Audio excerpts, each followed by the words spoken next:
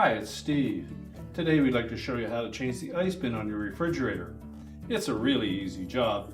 Let me show you how we do it. Now to do this repair, we're going to start by opening the freezer door completely. Make sure we're able to open it all the way. And then remove the ice bucket by depressing this release button on the right hand side of it. Reach underneath and grasp the front of it.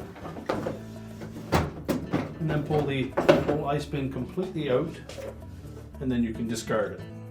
Now before we install the new one, we want to make sure that we line up the drive hub at the back so that it matches the drive fork of the auger motor, which is located right at the very rear of that compartment. So take a visual look at that, line the drive hub up so that it will mate up with it, and then install the two rails into the tracks on the side of the compartment.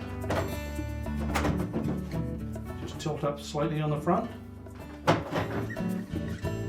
It should slide all the way back in place. If it doesn't lock, that would be an indication that you don't have the drive block lined up properly.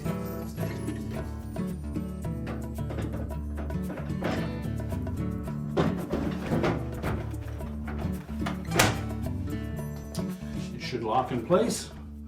Once we've got it secure, we can close the refrigerator back up, and your repair is complete.